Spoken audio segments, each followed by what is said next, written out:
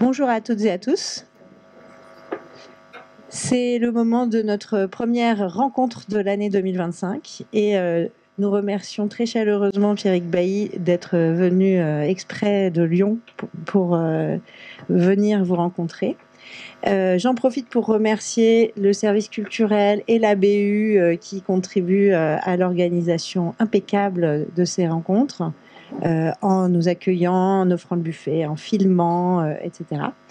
Et nous sommes aussi financés par la CEVEC. Ce sont des rencontres co-organisées par l'UFR LLSHS, l'UFR Sciences Infocom, l'IUT de Bobigny. Alors, commençons tout de suite par parler des deux œuvres dont il sera question aujourd'hui sur les 7 romans que vous avez publiés aux éditions POL depuis 2008.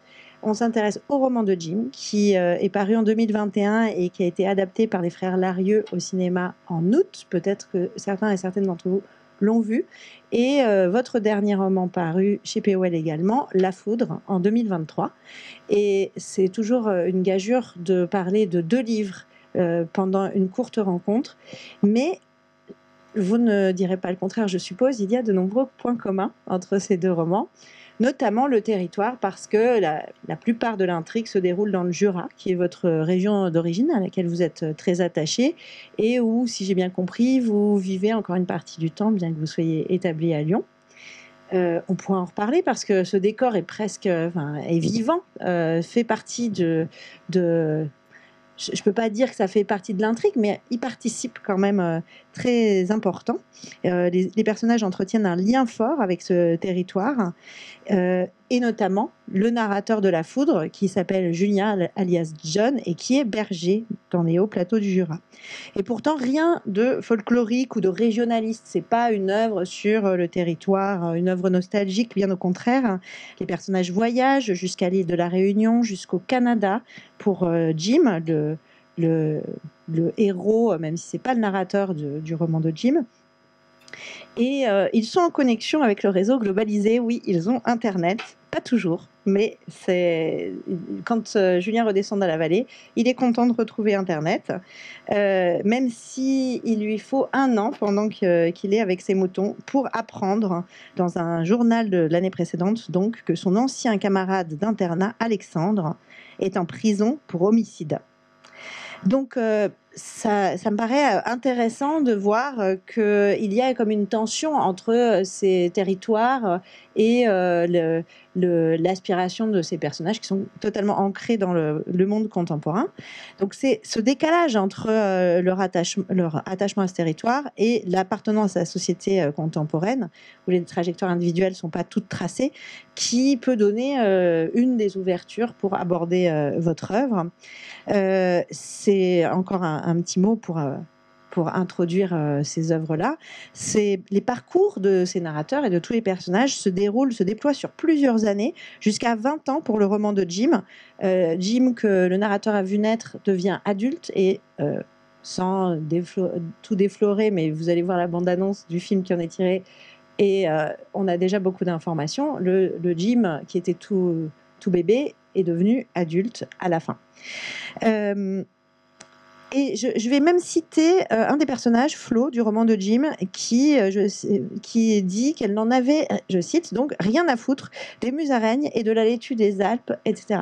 Donc il y a quelque chose où l'attachement ne vaut pas fidélité à toute épreuve par rapport à une nature et une ruralité qui serait tout à fait figée.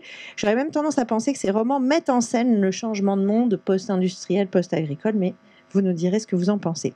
Alors, avant de vous poser les premières questions, je précise que dans La Foudre, on suit aussi Julien pendant plusieurs années, à travers ses pérégrinations, entre plusieurs lieux, plusieurs métiers, plusieurs relations. Donc, ça donne une ampleur de saga à ces 2 romans. Et avant de commencer, je pense que ça peut avoir du sens de présenter ces personnages et leur parcours. Peut-être que je vous laisse le faire. J'ai déjà pas mal monopolisé la parole. Donc, comment vous présenteriez le roman de Jim, puis La Foudre? Déjà, bonjour à tout le monde et merci de l'invitation. Les livres déjà ont en commun d'avoir un narrateur qui est un homme à chaque fois, qui vient du Jura. Donc le Jura, c'est un petit département moitié rural, moitié montagnard de l'est de la France, vers la Suisse, juste au-dessus des Alpes, mais c'est moins impressionnant et moins haut que les Alpes. Et c'est un département qui a une caractéristique, c'est d'être occupé pour presque la moitié de son espace par la forêt, et précisément ce qu'on appelle le Haut-Jura, qui est le sud du département, qui là est quasiment tout entier recouvert de forêt, hormis les sommets. D'ailleurs, le narrateur de La Foudre est berger et il emmène pâturer ses brebis l'été sur les plus hauts sommets du département, à l'endroit où il peut avoir des estives qui restent vertes le plus longtemps possible. En tout cas, ça devient de plus en plus dur finalement à ces basses altitudes d'élever des animaux et de les conserver sur place l'été. C'est pour ça, en fait, tout simplement que l'été, les bergers emmènent leurs troupeaux dans les Alpes ou dans les Pyrénées, dans les hauts sommets, pour avoir un peu d'herbe fraîche à brouter. Et oui, c'est à chaque fois des narrateurs qui ont un attachement très fort avec l'endroit où ils ont grandi, qui parfois sont partis pour leurs études et assez souvent sont revenus. Ils sont partis à la ville, quoi. Donc quand on vient du Jura et qu'on veut faire des études supérieures, on va à Besançon ou à Lyon ou à Dijon. Je ne sais pas si c'est des villes qui vous parlent, mais voilà, ce sont les moyennes villes les plus proches. Et le fait est qu'à certains moments, à la fin des études, pour des raisons professionnelles, économiques, voire un peu affectives, certains reviennent. Peut-être même que certains sont partis, et c'est le cas de certains des narrateurs de mes livres, en rejetant leurs racines, parce que c'est vrai que grandir, être jeune, être adolescent dans un territoire comme celui-là, ça peut être un peu ennuyeux, assez limité. Et finalement, peut-être qu'en quittant le Jura et en le rejetant même un peu violemment, en estimant ne plus rien avoir à y faire, ne plus vouloir entendre en parler, et en étant ailleurs, dans un autre univers plus citadin, ils se mettent à éprouver un attachement qu'ils n'avaient pas soupçonné. Et donc un besoin presque de retour. Alors il y a la question de la nature, mais ça va au-delà de ça, je pense. C'est pas uniquement là l'espace, les forêts et les prairies. C'est aussi le besoin de se reconnecter avec des choses qui finalement les ont construits. Et ça, ils l'avaient peut-être pas imaginé au départ, et que c'était des choses dont ils auraient besoin de rester proches, quoi, plus tard. Alors, c'est intéressant, finalement, on est parti vraiment dans cette direction du lien au territoire, mais comment je pourrais dire ça, le nœud des intrigues, c'est pas forcément ça. C'est-à-dire, c'est le décor, mais le nœud, c'est, je vais donner les deux situations initiales de chacun des livres respectifs. Dans le roman de Jim, ça commence par une rencontre entre le narrateur Emmerich et une femme enceinte, une rencontre amoureuse. Et dans La Foudre, c'est les retrouvailles de Julien, alias John, avec Nadia, qui était une de ses camarades de classe, mais c'est surtout parce qu'elle est devenue la femme de l'ancien camarade d'internat admiré, Alexandre, qui est désormais en prison. Alors, ce sont quand même des situations assez... alors, dans la présentation, j'avais dit ce sont des personnages pris avec des histoires pas si insolites qu'il n'y paraît, mais c'est quand même particulier, c'est original. Qu'est-ce qui vous a donné ces idées ?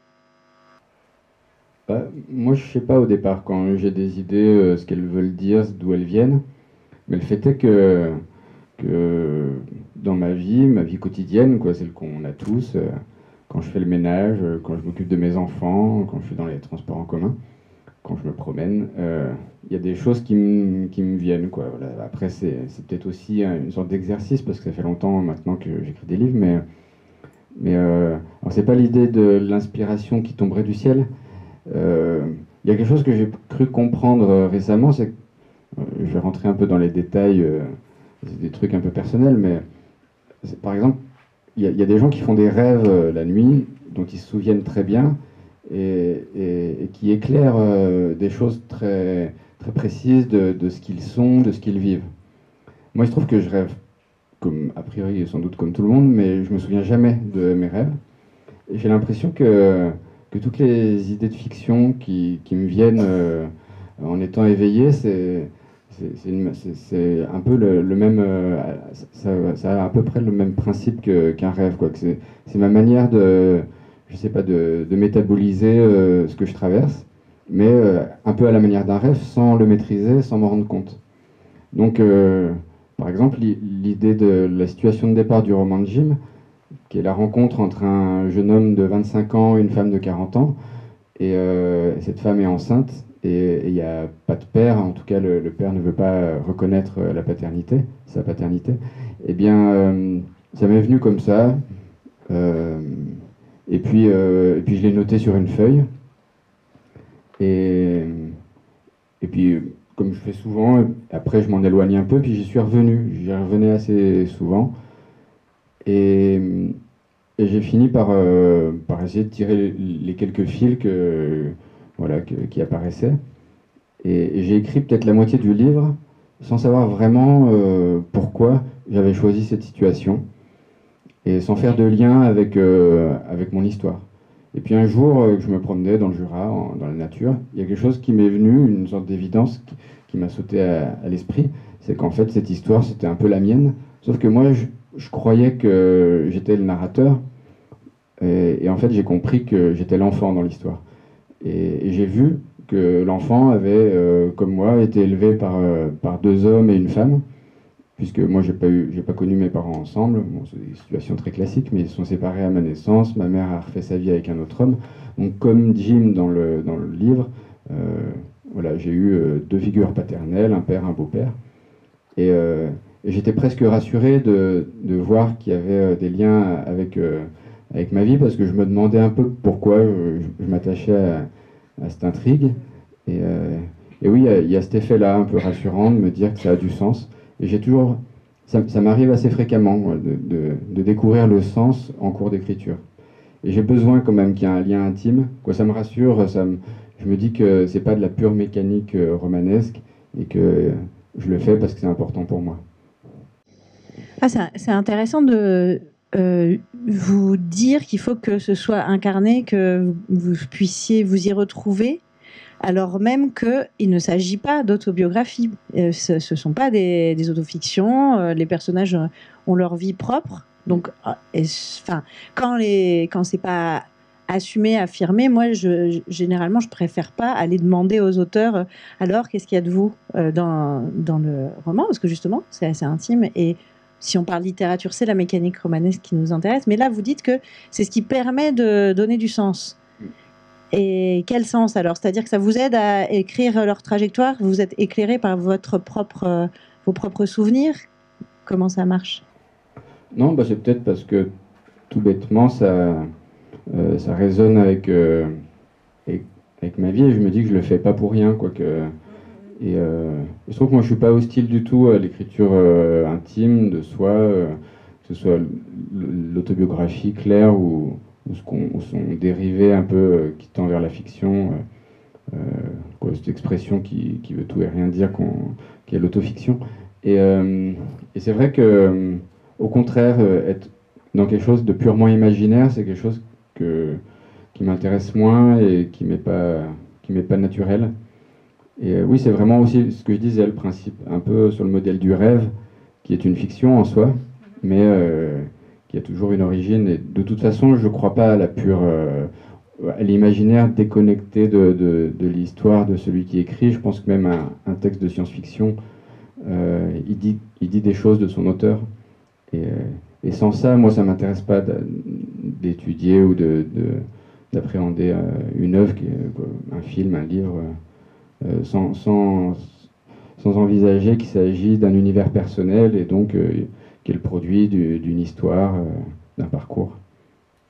Alors, je suis presque gênée parce que ma question suivante concerne les protagonistes que j'ai identifiés comme des anti-héros. Alors, avec ce que vous venez de dire, c'est Et je ne sais pas si vous êtes d'accord déjà avec cette lecture, mais par exemple, Emmerich, le narrateur, pardon, du roman de Jim, il sort de prison quand on le rencontre.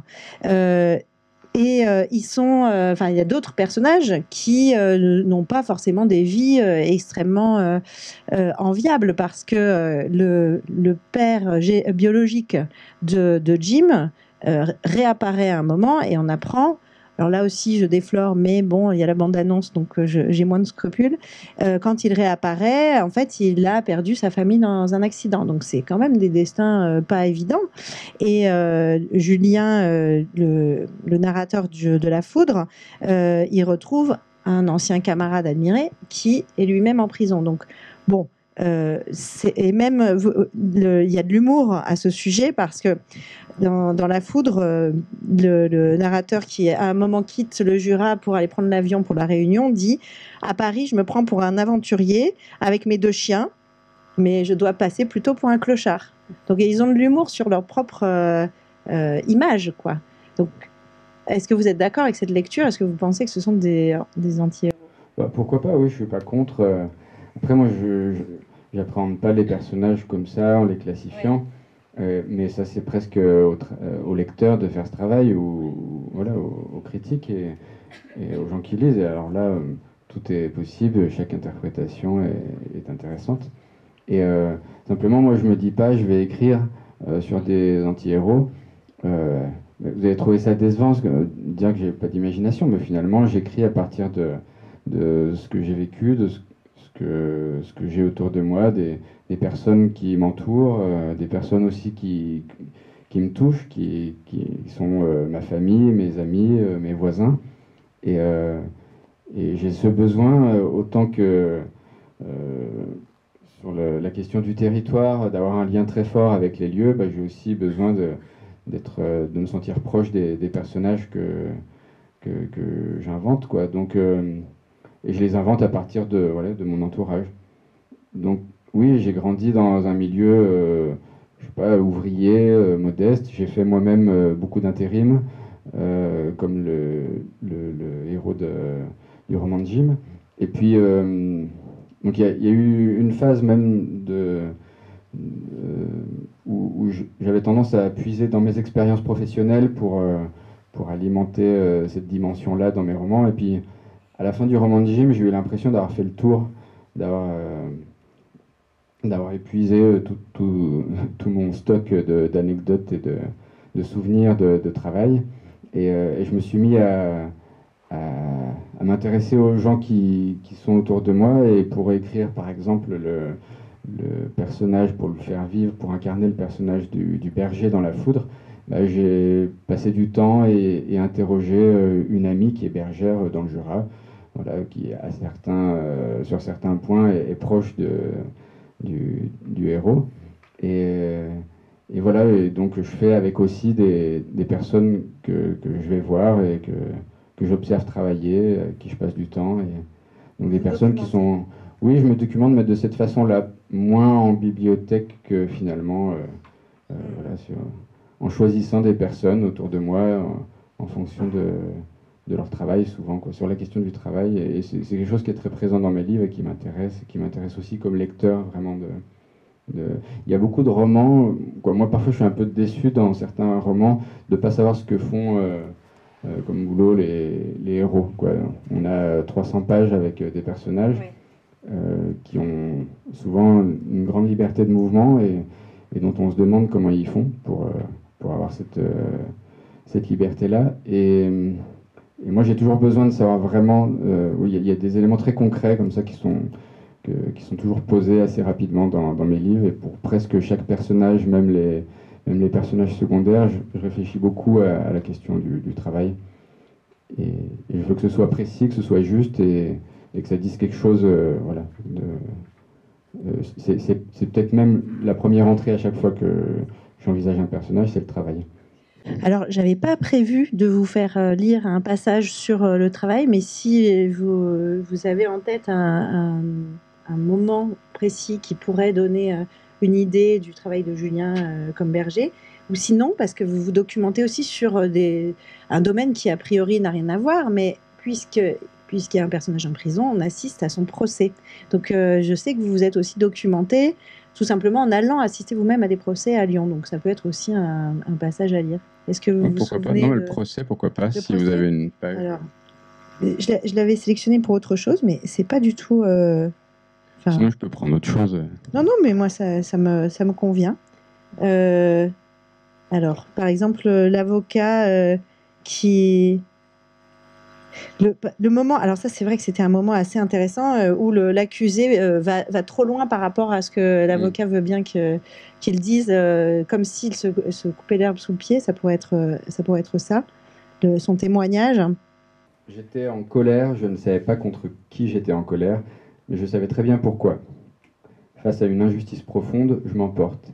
Face à une situation intolérable, je ne me laisse pas écraser, je me révolte. C'est tout le sens de ma vie depuis toujours. Les animaux, c'est mon combat, et je le mène avec ferveur et fermeté. Et désolé si je vous donne l'impression de parler comme un homme politique, mais enfin voilà. Quand ça va trop loin, oui, j'explose. Et vous voyez, contrairement au profil dépeint par Olivier, je suis capable de considérer mes coups de sang. J'en parle, je les explique. C'est ce que je fais ici, avec vous, depuis hier. Je n'ai rien à voir avec ces histoires de double personnalité. Je ne suis pas un énième Dr Jekyll et Mr Hyde. Il n'y a pas deux facettes étanches. Chez moi, ça communique. Je vais vous dire quelque chose. Je ne devrais peut-être pas, mais je vais vous le dire quand même. Mes parents vous ont parlé de ma sensibilité à la souffrance des bêtes depuis que je suis tout petit. Il y a une chose qu'ils ne vous ont pas dite. Je ne crois pas qu'ils aient cherché à vous le dissimuler. Ce n'est pas quelque chose d'important, mais moi j'ai besoin de vous le dire. Quand j'étais petit, jusqu'à 7 ans, d'après ce que j'en sais, j'étais un gamin très colérique. Je n'étais pas le seul, et si tous les enfants colériques devenaient des meurtriers, il n'y aurait plus personne sur Terre depuis longtemps. Mais vous savez ce qui m'a calmé? C'est le contact des animaux. Des chèvres, des chiens, des chats, des vaches. J'étais toujours fourré chez les voisins agriculteurs qui avaient une petite chèvrerie et qui avaient aussi quelques volailles et des lapins. Il y avait 2 fermes dans le village. L'autre était plus traditionnelle, un troupeau de génisses qu'on exploitait pour du lait à compter, et j'accompagnais le paysan quand il les emmenait au champ. Ensuite, j'ai fait des colonies à thème, des stages. J'ai peu à peu découvert la faune sauvage. J'avais grandi, bien sûr, mais j'avais aussi trouvé où et comment canaliser cette énergie débordante. Pour certains, c'est le sport, c'est le foot. Eh bien, pour moi, c'était d'être dehors à prendre soin des animaux. Alors, je ne suis plus cet enfant colérique, heureusement, mais je ne suis pas non plus un robot froid et sans affect. Dans certaines situations, je me laisse dépasser par mes émotions. Je sais que l'époque nous invite à apprendre à les gérer. J'ai cette expression en horreur, gérer ses émotions. Et ce n'est pas seulement l'expression, c'est l'idée qui me fait peur. Celui qui croit gérer ses émotions en vient le plus souvent à les nier. Les miennes, je les exprime. Quand les dépôts d'animaux ont recommencé, 7 ans après la première fois, on a réuni les habitants du village. On ne s'est pas recroquevillé sur notre douleur et sur notre rage. On l'a partagé, notre rage. On a partagé la violence que ces gestes nous inspiraient, avec l'espoir que son auteur nous entende et qu'il arrête. Mais ça n'a servi à rien. On a découvert d'autres bestioles lâchement tuées et bassement jetées dans notre cour. Je n'en dormais plus. Vous savez, tout ça, j'étais à bout de nerfs. Et si je n'avais rien dit, j'aurais fini par imploser. Comment peux-tu comparer cette situation avec les fight clubs du confinement, franchement, Olivier? C'était un jeu, nos fight clubs. On se défoulait entre nous. C'est vrai que je tapais fort, je donnais tout, mais on en riait tous les 3 avec Benjamin, tu t'en souviens? Vous ne me l'avez jamais reproché sur le moment. J'avais un tel retard à combler par rapport à vous deux que oui, je visais les points sensibles, la tête, le plexus, le foie. Mais c'est toi qui m'as appris à le faire. Ça n'a rien à voir avec ce qui s'est passé avec Cyprien. Je n'ai jamais rien eu contre vous, alors que j'avais vraiment quelque chose contre Cyprien. Comment vous qualifieriez ce qui vous animait? Demande la présidente. Contre Cyprien, mais de la haine. Ce n'était pas contre lui précisément, puisque je ne savais pas que c'était lui, mais oui, je ressentais de la haine. Et c'est peut-être cette haine qui a entraîné mon geste. Il est possible que cette haine contenait en elle-même l'idée de me débarrasser de lui, de le tuer. Maître Andrieux, donc l'avocat de l'accusé, se lève d'un bond. On n'a pas besoin de l'entendre pour comprendre ce qu'il dit à Alexandre. et Alexandre lui tient tête. L'avocat se rassied en prenant un air désemparé. « Allez-y, finissez, bredouille maître Andrieux dans son micro. Je ne dis pas que j'avais l'intention de le tuer, je ne dis pas ça, mais cette idée trottait dans mon esprit, je suis bien obligé de l'admettre. » L'avocat esquisse un geste de la main qui exprime que d'après lui, non, il n'en est pas obligé. Cette idée m'accompagnait, mais je n'imaginais pas du tout le faire. Je ne m'en sentais pas capable, je ne suis pas un assassin. Merci, lâche son avocat. L'avocate générale et celle de la partie civile sont stupéfaites par la scène à laquelle elles assistent. La présidente et les deux assesseurs restent impassibles, comme d'habitude. Ça allait trop loin, ça me rendait fou. Et dans la colère qu'il m'inspirait, il y avait ce désir de mort. Oui, je le reconnais. Je rêvais qu'il se tue en voiture ou qu'il a une crise cardiaque, que quelque chose d'extérieur à moi l'arrête dans son délire. Un heureux hasard qui vienne mettre fin à cet enfer. J'aurais voulu que quelqu'un fasse le sale boulot à ma place. Vous êtes en train d'avouer que... Non, la coupe Alexandre. Mais non, Madame la Présidente, je ne suis pas en train d'avouer un crime intentionnel. Je vous dis que c'est plus compliqué que ça. Depuis le début, je n'arrive pas à trancher. Je n'arrive pas à savoir vraiment. La vérité, personne ne la connaît. La vérité, c'est qu'il est mort. La vérité, c'est que je l'ai tué. Enfin non, je ne sais pas. Est-ce que je l'ai vraiment tué? Je n'en sais rien. Je ne saurai jamais. Personne ne le saura jamais. Je suis le seul qui pourrait vous permettre de résoudre cette énigme, mais je n'y arrive pas moi-même. Je n'avais pas l'intention claire de le tuer, ça, je peux vous l'assurer. Alors, c'est un passage assez intense, parce que c'est quand même rare que les accusés avouent au point de reconnaître qu'il y avait une pulsion chez eux. Et effectivement, on se retrouve soudain dans un tribunal à Lyon, et ça contraste avec l'environnement dont on parlait tout à l'heure des hauts plateaux. Mais c'est intéressant d'avoir lu ce passage, parce que voici le fameux Alexandre, qui est quand même coupable au moins d'homicide, qu'il soit involontaire ou non. Et le narrateur, en l'occurrence Julien, admire depuis toujours le fameux Alexandre, à tel point qu'il décale son départ à la Réunion, prévu pour rejoindre sa compagne, pour assister au procès. Et à force surtout que j'ai lu donc ces deux œuvres en vue d'en parler pour préparer la rencontre, et quelque chose m'a sauté aux yeux, c'est que les héros de vos romans choisissent un modèle. Et là, c'est très explicite. Et je regarde ma collègue de lettres à l'œil, parce qu'il y a une théorie littéraire bien connue depuis les années 60, qui est celle du désir mimétique, du triangle, de la triangulation, en fait, du désir, qui est un concept de René Girard. Je ne sais pas si vous en avez déjà entendu parler, mais où c'est un chercheur, un spécialiste de littérature, qui montre que dans un certain nombre de romans du 19e siècle, Stendhal, oui, exact, Proust, mais Don Quichotte, et oui, Shakespeare, mais effectivement déjà Don Quichotte, etc., il montre que les héros de romans choisissent toujours un modèle, soit de façon assumée, affirmée, soit de façon secrète. Alors pour Julien, c'est secret pour son entourage, mais c'est assumé pour le lecteur. Et en fait, cet être admiré, qui est une sorte de modèle presque divin, enfin ça se substitue à l'ancienne divinité, ils ont envie de devenir cet autre, de le mixer en fait avec leur propre identité, mais à tel point que l'autre devient un rival. Et alors, dans La Foudre, c'est extrêmement clair, puisque le narrateur finit par se rapprocher beaucoup de la femme de cet Alexandre, qui est en prison, qui n'est pas mort, mais comme mort socialement. Donc il y a vraiment ce mécanisme de... et c'est pour ça que je posais aussi la question sur les anti-héros juste avant, c'est-à-dire ce sont des personnages qui finalement ont peut-être peu d'estime d'eux-mêmes et qui ont besoin de se projeter dans une vie qui leur paraîtrait plus impressionnante, admirable, quand bien même les modèles ne sont pas forcément des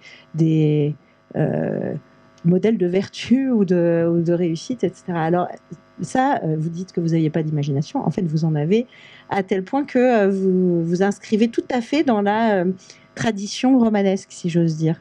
Donc, est-ce que c'est quelque chose, le phénomène du modèle, qui vous a vraiment accompagné tout au long de l'écriture? Oui, c'est très juste, ça revient dans plein de mes livres. Là aussi, ça me sautait pas aux yeux quand je les écrivais, mais c'est quelque chose de récurrent et ça tient en effet peut-être à la nature des narrateurs qui sont des gens qui sont assez fragiles, qui n'ont pas confiance en eux, et qui se construisent beaucoup oui, dans le reflet d'un autre, euh, qui sont même peut-être influençables. euh, et qui n'en souffrent pas plus que ça d'ailleurs. Pour eux, c'est presque naturel, évident. C'est peut-être, ils imaginent que tout le monde est comme eux, mais, euh, mais c'est vrai que je crois que précisément avec la foot, j'ai poussé la mécanique jusqu'à un peu explorer l'idée d'un homme qui va jusqu'à prendre la place d'un autre. Auprès de Nadia, sa compagne, mais même un peu plus loin que ça, euh, puisque, puisqu'il va même avouer qu'à l'époque du lycée, il était tellement sous l'influence de cet Alexandre qu'il a appris à rire grâce à lui. C'est-à-dire qu'il avait l'impression de ne pas savoir rire, le narrateur, et Alexandre, lui, avait un beau rire très ouvert, très sonore. Donc il s'est entraîné devant sa glace à reproduire le rire d'Alexandre jusqu'à se l'approprier réellement et en faire son propre rire. Je n'arrivais pas vraiment à rire jusqu'ici. Mon rire à moi était très étrange et ça m'embêtait, ça me complexait. Je n'assumais pas ma façon de rire. C'était un rire qui ne sortait pas, qui restait coincé au fond de la gorge. Mon visage se tendait et ne s'ouvrait pas, ma bouche non plus. Le son que j'émettais était guttural et rêche. Ce n'était pas un éclat de rire libéré, ce n'était pas un rire franc et éventuellement contagieux. Je n'étais pas de ceux dont on dit qu'ils ont le rire communicatif. Oh ça non, pas du tout. C'était au contraire un rire contenu, comprimé, qui me faisait passer pour un type coincé, pour un type qui n'ose pas, qui ne s'abandonne pas, qui a peur de rire. Limite pour un aristo, un type qui serait contre le fait de rire. J'ai tout de suite envié le rire d'Alexandre, ce rire ouvert, tellement naturel. Alors je me suis entraîné face au miroir de la salle de bain chez mes parents et j'ai compris que j'avais les moyens techniques de me l'approprier. Je savais rire comme lui. Il ne s'agissait bel et bien que de technique vocale pour ainsi dire. Le rire devait partir du fond de la gorge et même de plus bas, de l'estomac, puis la voix intervenait en soutien des soubresauts du larynx. Ça, c'est quand même pas banal. Et effectivement, il y a vous dites que ce sont des personnages sous influence, mais en fait, c'est vraiment une identité d'emprunt. Et ce personnage, il est aussi sous influence de son grand-père qui a marqué la vallée. Et c'est comme si c'était une construction entre, enfin, ce narrateur, où d'un côté il s'inspire de son grand-père bourru qui travaillait dans la nature, comme voilà, qui élevait des brebis également, et le pendant un peu plus sociable que représente Alexandre, et donc le narrateur Julien devient une espèce d'être composite de ces deux entre ces deux polarités, quoi. Oui, qui sont presque opposés. C'est presque deux modèles de masculinité. Un qui est presque archaïque, avec le grand-père bourru qui parle pas, qui est proche de la nature, qui peut être un peu rude. Et Alexandre qui finalement incarne une masculinité un peu sensible, qui valorise l'intelligence, la douceur, l'ouverture aux autres. Et c'est vrai que c'est entre ces deux modèles et c'est même en essayant d'opérer une forme de réunion des contraires que, que Julien se construit, quoi.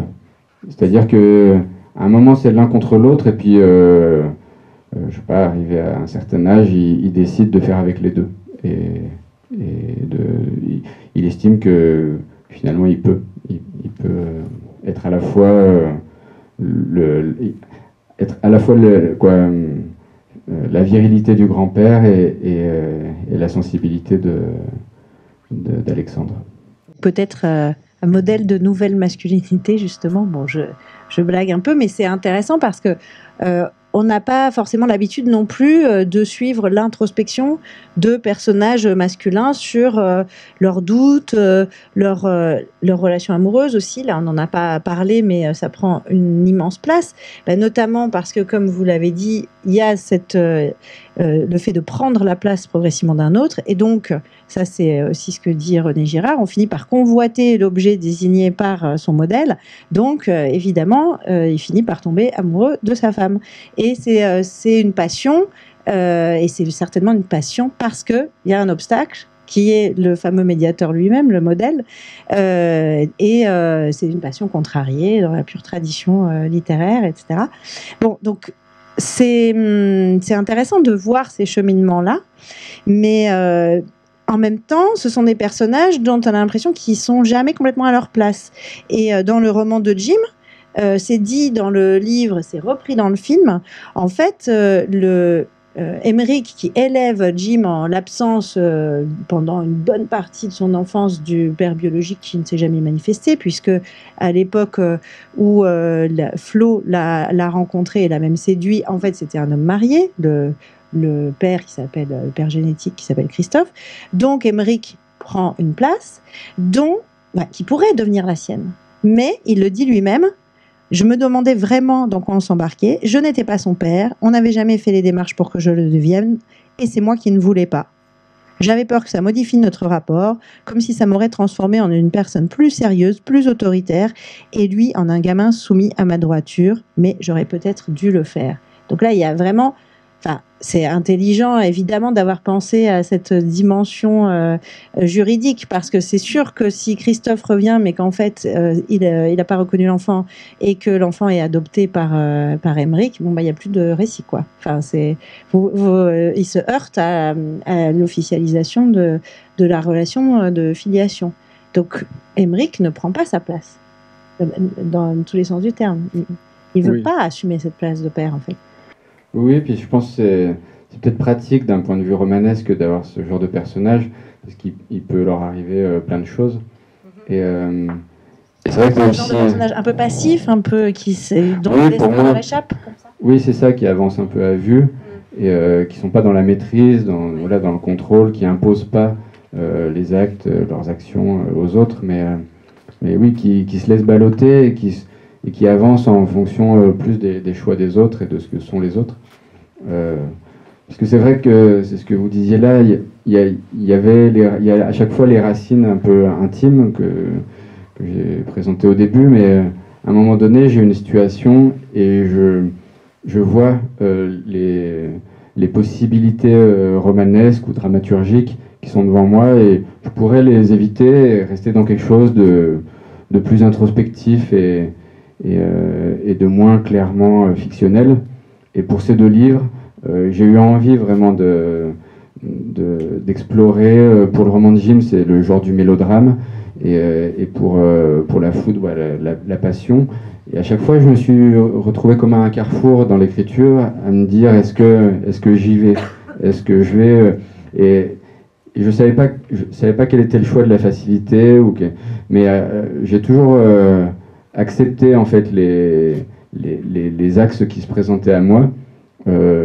Là où j'ai l'impression que peut-être même la littérature des dernières années a tendance à refuser à se distinguer parce qu'elle évite plutôt que parce qu'elle affronte. Et moi, je me suis dit, j'aime les histoires, j'aime le romanesque, et j'aime le mélo d'ailleurs. Quand on dit d'un livre qu'il est mélo, c'est souvent très péjoratif, c'est pour en dire du mal ou pour parler de roman manga ou de roman à l'eau de rose. Moi, j'aime le mélodrame, peut-être plus au cinéma qu'en littérature. Je me suis dit, là, j'ai devant moi la possibilité d'un mélo, à la Clint Eastwood ou la Almodovar, pour parler de cinéastes vivants que vous connaissez peut-être. Et plutôt que l'éviter, je me suis dit, non, allons-y gaiement.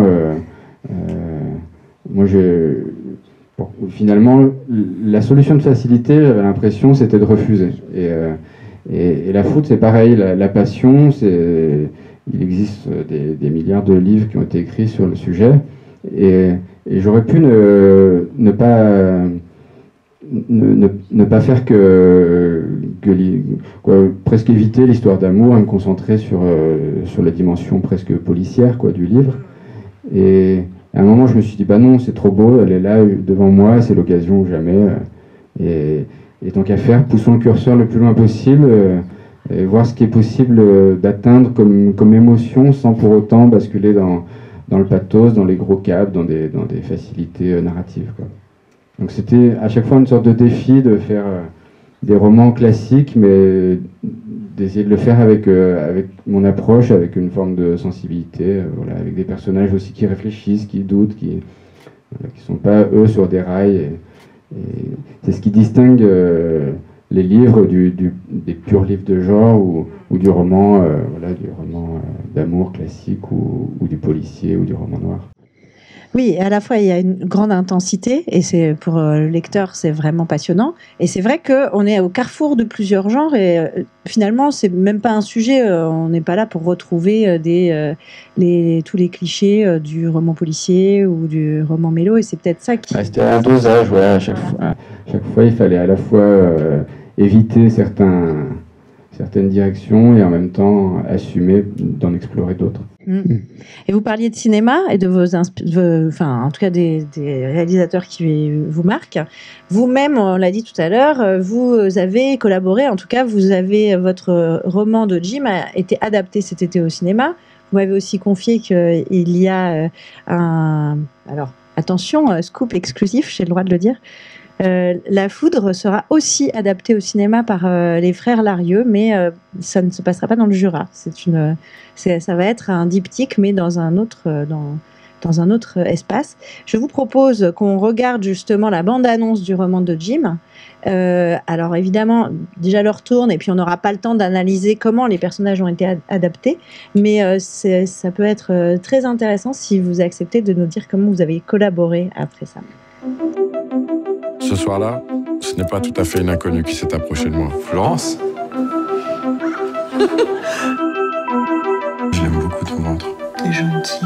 Qui va s'en occuper de ce loustic? Bah, moi, avec celui qui sera là quand tu sortiras.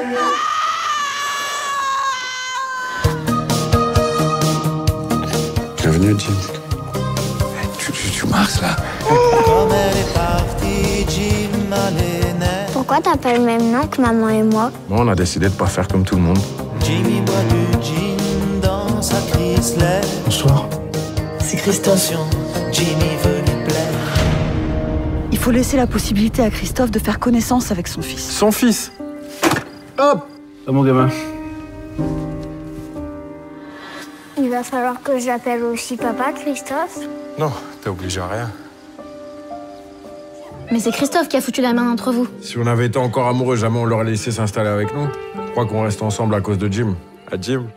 Ah, Jim. Ton messager vient de me parler de votre beau projet. T'inquiète pas, on va s'arranger. Tu viendras souvent. Le Canada, la neige, les lacs, Jim va adorer. On vient à Noël, c'est pas loin Noël. Hein? Un jour, les numéros de téléphone n'ont plus été attribués. C'est pour le bien de tous. C'est pour le bien de tous. Pour nous. Pour Jim, pour toi. T'as pas d'enfant? Non. T'as une autre vie? Oui. Raconte. Allô? C'est toi, mon vrai papa. Vous m'avez dit que vous aviez collaboré au-delà de la simple session de droit. Donc ça, c'est vraiment très intéressant pour nos étudiants, pour nous, évidemment, de savoir comment vous avez travaillé. Et on serait tenté de vous demander aussi si, comme les lecteurs, quand ils projettent l'image de personnages sur des images, on va dire, sur les personnages et les narrateurs, est-ce que vous, les acteurs, vous trouvez qu'ils correspondent à ce que vous aviez imaginé? Bien, je trouve que j'ai pas forcément collaboré énormément parce que bon, la plus grosse collaboration ce serait d'avoir participé au scénario et j'ai pas travaillé avec les réalisateurs sur le scénario. Je leur ai présenté les lieux du roman, qui sont les lieux où j'habite en partie et qui sont les lieux où ils ont décidé de tourner. Donc je leur ai quand même permis de faire ce qu'on appelle des repérages mais express, puisqu'ils sont arrivés dans le Jura la première fois avec l'objectif de trouver une maison, la maison du film, où il y avait une quinzaine de jours de tournage, donc un décor très important. Ils avaient peur de de passer des mois à la chercher. Et moi, j'avais une idée en tête. Je l'aurais présentée à 9h du matin à la maison, et à 10h, c'était sûr que c'était celle-ci, quoi. Ils ont eu un coup de foudre pour ce lieu, qui est très beau, en effet. Et donc, pendant une petite semaine, on est allé de décor en décor. Moi, je ne savais même pas qu'on appelait ça des décors à l'époque, mais ce qui, pour eux, devait être des décors pour le film. Le narrateur, Émeric, le héros, travaille en intérim à l'usine. Donc, moi, je leur ai présenté des usines où bossent des membres de ma famille. Et puis, c'est là aussi qu'ils ont choisi à un moment des ateliers pour filmer. Et puis, il y avait un besoin. On voit un extrait dans la bande-annonce d'un lac.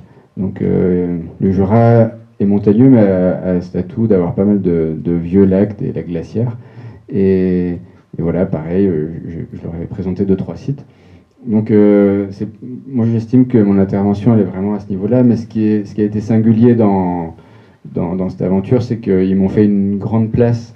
Et j'ai pu être présent pendant presque tout le tournage. En tout cas, j'avais comment on appelle, porte ouverte. Non, ça se dit pas. Non, c'est pas ça. Ouais. Accès. Oui, voilà, j'avais accès libre. En tout cas, je pouvais venir comme je voulais. Et là, je choisissais mes journées en fonction de mon emploi du temps. Et j'y allais parfois en famille, j'emmenais mes filles. Et alors, qu'est-ce que... Vous pouvez vous dire l'expérience? J'ai adoré ça, j'ai adoré parce qu'en plus, j'étais en pur spectateur. Il n'y avait pas vraiment d'enjeu, j'observais, je tenais à être vraiment discret, à les laisser travailler. Et en fait, j'étais curieux et intéressé, mais comme à mon avis, on le serait tous dans cette occasion-là, quoi. C'est-à-dire que on voit tous des films, des séries tous les jours, quotidiennement presque, et la fabrication de tout ça reste quelque chose de mystérieux, sauf si on n'a pas la chance de baigner dedans. Et moi, c'était une première, et j'ai aimé, ouais. J'ai vraiment aimé, avec aussi parfois la limite d'être quelque part où on n'a pas de rôle dédié. Et on dit aussi souvent que le cinéma, un tournage, ça peut être ennuyeux, typiquement pour les acteurs, parce qu'une mise en place de scène, ça peut prendre des heures, et l'acteur, il doit être capable de faire la sieste, ou un peu sur commande, un peu facilement. Et c'est vrai qu'il y a des moments où j'allais me promener parce que je trouvais ça un peu long, quoi. Mais... Et le résultat, alors Moi, il me plaît beaucoup. Le film me plaît beaucoup. Il est, je pense, fidèle au livre, déjà à son récit, à son esprit. Et les acteurs, alors j'avais pas... Pareil, j'avais des idées comme on peut tous en avoir, mais pareil, je me suis pas permis de leur dire. Mais quand ils m'ont parlé de Karim Leclou pour le rôle d'Émeric, qui est donc le personnage principal, qui est vraiment de chaque plan, je leur ai dit que ça m'avait traversé, mais que j'avais jamais osé leur dire, parce que bon, c'est eux qui font leur choix comme ils l'entendent, et ça m'a semblé une très bonne idée, et j'étais très heureux. Ouais, j'étais très heureux de ce choix. Ouais, ce narrateur à la fois très sensible, en même temps qui joue un personnage passif et qui est peu disert. Et alors ça, dans le film, c'est encore plus flagrant que dans le livre. Et il dit pas grand-chose, en fait, souvent. Oui, il parvient à faire passer l'émotion à travers toute une palette de je sais pas, d'attitudes et de mimiques, de regards. C'est assez fascinant. En plus, moi, je suis l'inverse d'un... Je pense que je suis le pire acteur qui soit dans la projection. Pour un autre projet d'adaptation, il y avait un réalisateur qui voulait me faire jouer. Et je lui ai dit tout de suite, jamais de la vie. Puis il valait mieux pas pour lui.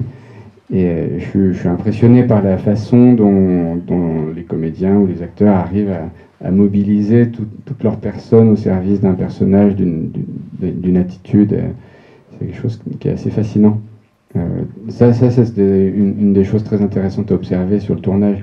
C'est le comportement des comédiens, comment ils se concentrent, comment évidemment ils ont besoin de rester un peu dans le personnage, de se couper de tout ce qui les entoure.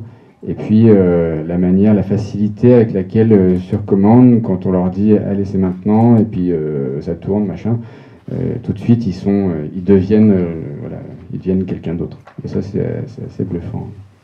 Ouais, finalement, il pousse les caractéristiques de vos personnages jusqu'au bout, puisque eux-mêmes c'est un jeu d'influence aussi. Enfin, c'était surtout une petite plaisanterie pour finir. Est-ce que vous pensez que ce genre de récits très territoriaux, très ruraux, très incarnés, ils ont encore une place dans une France ultra urbanisée, parisano-centrée?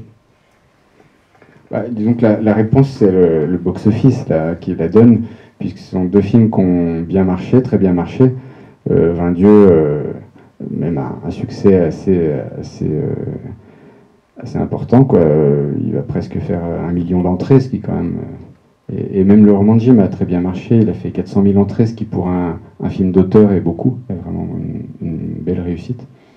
Je dirais même qu'il y a, je sais pas, un besoin ou une envie du public de voir autre chose que des drames en appartement, même si j'ai rien contre dans l'absolu. Il y a des très beaux films citadins et des mauvais films ruraux, quoi. C'est pas ça la qualité d'un film ne se situe pas là, mais il y a de plus en plus de films et de livres aussi qui s'appliquent à dépeindre des mondes peut-être un peu éloignés des centres urbains et qui mettent en valeur des personnages qu'on n'attend pas forcément dans un roman ou au cinéma, et c'est pas tout à fait nouveau, même si mais c'était déjà ce que faisait Bruno Dumont il y a 25 ans avec La vie de Jésus ou L'Humanité, ou Alain Guiraudy aussi avec ses premiers moyens métrages et longs métrages. Et c'est vrai que de plus en plus, chaque région a ces espèces de porte-parole qui, à mon avis, se revendiquent pas comme telles, se vivent pas comme telles, et c'est intéressant d'avoir des représentations qui sont comme ça, comme tu disais très justement, incarnées, parce qu'elles viennent de personnes qui ont grandi dans ces lieux, qui ont vécu peut-être une partie des histoires qu'ils racontent, et qui en donnent une représentation, qui en offre une représentation très personnelle et juste, quoi. Et en fait, ma question, ce serait, est-ce que vous vous êtes dit que ce roman, il allait inspirer et permettre à certains de vos lecteurs de se reconnaître, ou vous étiez peut-être pas dans cette trajectoire-là de reconnaissance chez certains de vos lecteurs, ou vous pas? Voilà. C'est une bonne question, parce que c'est quelque chose qui se produit, mais c'est une chose à laquelle on pense, quoi. Moi, je pense pas en écrivant. Je maîtrise pas ça, et je réfléchis encore moins dans ces termes-là. Je me dis pas, tiens, quelle histoire il faudrait que je raconte pour que les lecteurs se retrouvent. Mais le fait est que, avec des histoires assez personnelles, familiales, j'ai écrit aussi un petit récit donc sur la mort de mon père, et c'est vrai que beaucoup de gens venaient me voir pour témoigner de ce qu'ils avaient traversé d'un peu similaire, et c'est très touchant en fait de voir que son récit en suscite d'autres, et que son histoire résonne avec les histoires des autres, et de recevoir les histoires des autres, c'est quelque chose de très beau aussi, parce que nous on est là tout seul, il y a presque quelque chose de confortable et de narcissique à écrire des livres, à être avec ses personnages, avec et son propre parcours qui alimente tout ça, et quand le livre sort, on en parle, on nous pose des questions dessus. Mais moi j'aime beaucoup qu'il fasse émerger, qu'il fasse exister des histoires, et souvent d'ailleurs quand les gens viennent me raconter leurs histoires, il y en a même qui parfois viennent avec presque la demande ou l'espoir que je vais m'en emparer pour en faire un nouveau livre. Moi je les encourage au contraire à essayer eux-mêmes d'écrire, quoi. Bon, j'ai un peu ce défaut de pousser les gens, tout le monde n'a pas envie d'écrire des livres, voilà, c'est normal, mais à écrire aussi, et en tout cas à encourager, parce qu'il y a aussi, j'ai l'impression, pas mal d'empêchements, de blocages parfois qui retiennent certains d'écrire, même sans penser à devenir écrivain ou être publié, mais j'essaie de favoriser l'expression, quoi. Je sais pas, d'autoriser, j'aime bien cette idée-là, d'autoriser, de dire que la littérature, elle est à tout le monde, elle n'est pas seulement aux écrivains officiels publiés. Donc quand des histoires émergent comme ça de la part d'un lecteur, plutôt que m'en emparer, j'essaie de la valoriser et même de lui permettre peut-être lui d'en faire quelque chose d'autre que voilà. donc je ne sais pas si toi tu as des velléités d'écriture, mais c'est bien de commencer comme ça en tout cas. Ça peut se faire comme ça. Quand on lit et que on est renvoyé à sa propre histoire, bah, peut-être que de cette histoire, on a envie de tirer un fil pour écrire une nouvelle, pour s'essayer. Et puis peut-être que ça va nous faire du bien, déjà juste ça, sans avoir une approche littéraire, mais seulement... Et ma deuxième question, ce serait concernant l'adaptation de votre film avec les frères Larieux au cinéma. Et est-ce que vous avez dû faire des compromis quand vous avez adapté votre film au cinéma, où les frères Larieux, ils ont vraiment fait tout de A à Z dans votre roman? Parce que parfois, il y a des scènes qui peuvent être enlevées des romans comme c'est long. Et voilà, c'était juste une question que je me posais. Non, c'est très juste parce que un roman, pourtant, c'est pas un livre très long, mais il peut pas être adapté tout entier dans un film, ou alors ça devient une série, quoi, ou un film de 10 heures. Et ils ont dû faire des coupes. Donc ça, c'est eux qui ont fait ces coupes-là, qui ont fait ces choix. Et je pense même qu'il y a des passages qui étaient dans le scénario, donc qu'ils avaient prévu de mettre dans le film, qu'ils n'ont pas gardé. Aussi pour des raisons d'efficacité narrative. C'est pas le même médium et ça implique... le cinéma, je pense, implique une tension dans la dramaturgie encore plus que dans un roman. Déjà, un livre, c'est pas forcément une histoire, c'est pas forcément une histoire avec une tension dramatique. On a beaucoup plus de liberté dans un livre. Mais un film, quand même, un film impose des nécessités en termes d'écriture, de tension qui implique une certaine rapidité qui a fait qu'ils ont dû faire le deuil de certains passages. Même, il se trouve que dans le film, il y a une très longue ellipse, c'est-à-dire qu'il y a il y a un saut dans le temps de 3-4 ans, là où tout ce qui se passe dans les 3-4 ans est développé dans le roman. Et au départ, ils avaient l'intention de raconter ça, et ils se sont rendus compte que si, à ce moment-là, ils partaient sur la période un peu noire, un peu sombre du narrateur, il y allait avoir vraiment un gros creux en termes de tension, et qu'ils ne pouvaient pas se le permettre. Merci beaucoup. Et je vous remercie pour votre attention, et surtout je vous remercie Pierrick Bailly pour ces réponses extrêmement intéressantes.